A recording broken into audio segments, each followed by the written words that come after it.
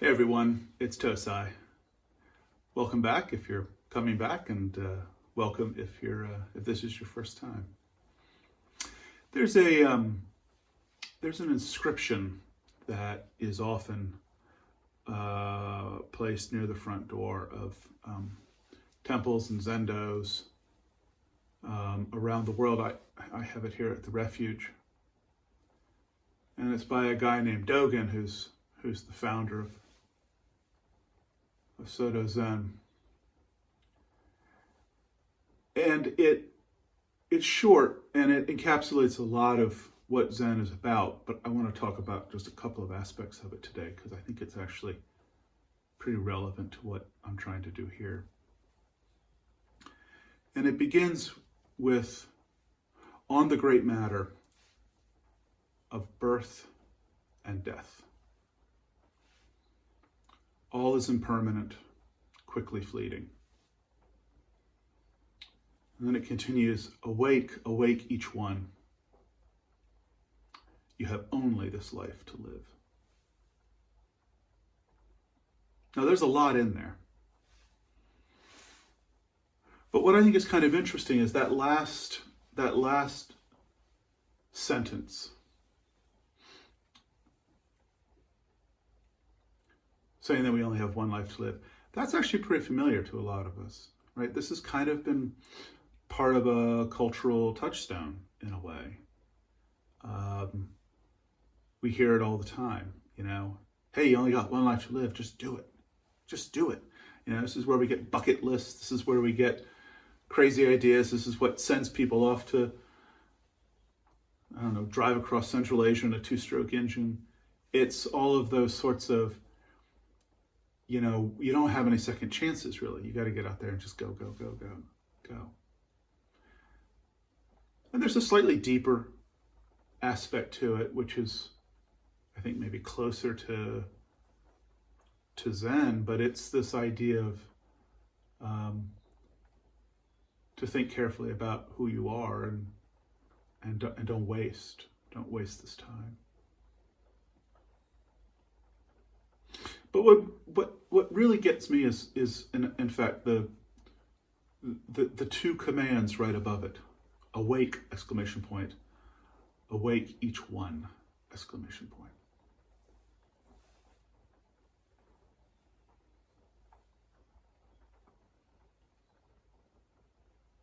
And it's that idea of waking up to seeing what's really going on, to discovering a different, more full, more authentic, use that word again, view of your life. And it's tricky because, we've all, we've done stuff. We were born, but, we've gone to school, we've maybe gotten married, we've had jobs, we've done stuff. Right? We've had a life, and we have an identity. We know who we are, and that identity, of course, has come an awful lot through these experiences we've had, but also this kind of emerging sense of self that you get as you grow older, as you begin to kind of work things out, and figure out how it is you actually want to get through your life.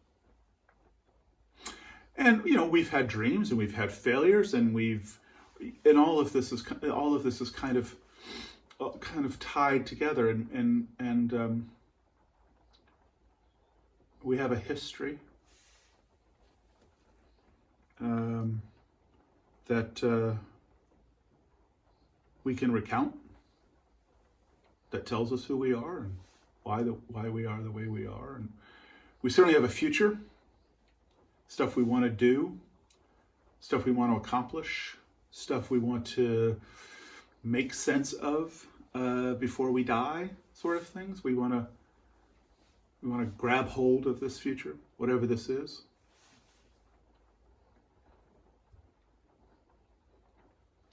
So we have this history, and we often look forward. That we spend a lot of our time looking forward. And a lot of our time looking back, we're great with that as humans. We've got this, one of our strongest forces as humans is nostalgia. I mean, we're the only sentient beings, as far as we know, that has such a concept. I mean, when I first started writing as an artistic practice, well before I started writing for money, before I was good enough to write for money, a theme, a lot of my work was nostalgia. Partially because it was so important in my life, and partly because it is such a force in how humans, go about their business. And we're always planning for the future. But what we tend to ignore is the present.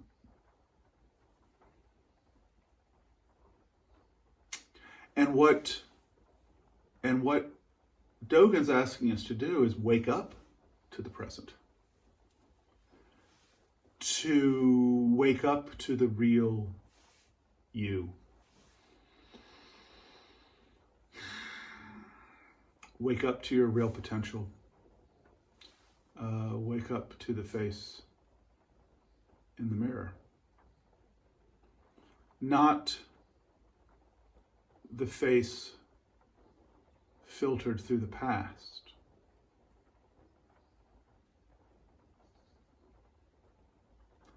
And not the face as you hope it to be, but the face as it is.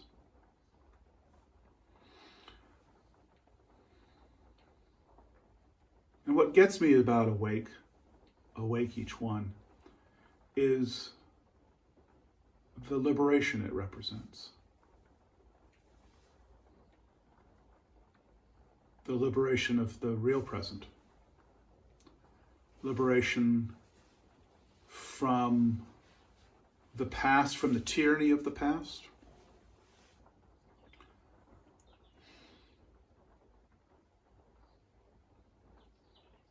I mean, one of the things that Zen practice has taught me, amongst so many other things, is a sort of clarity in looking at my past. And one of the things I realized is, for most of my adult life, and I'm sure my mother would confirm prior to that, I was a dick. I mean, I wasn't a vicious, horrible person, but I rarely gave people their due. Family, friends, colleagues, strangers.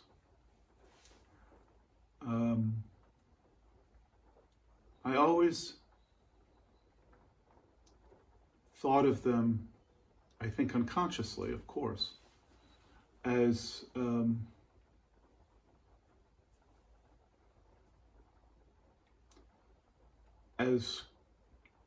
characters in some show that was all about me. I was always smarter and more articulate and knew better than them what was actually going on. And awakening to the present and escaping the tyranny of the past allows me to refigure my life. Or perhaps embrace that which was always there and always buried under my questing for the future.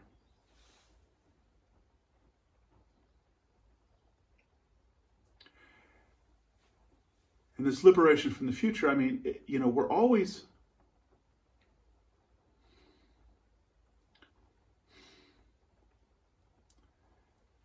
it means we're no longer becoming, right? It means we're no longer waiting and striving. We are, in fact, just being.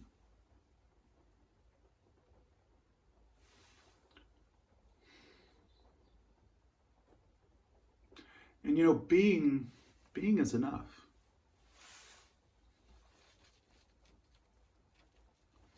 A very wise Zen teacher once wrote, The miracle is not to walk on water. The miracle is to walk on earth.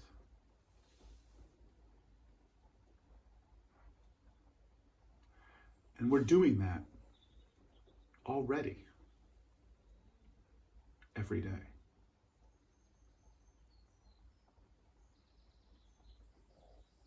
We're living our true selves if we just awaken to it. Perfect in every way.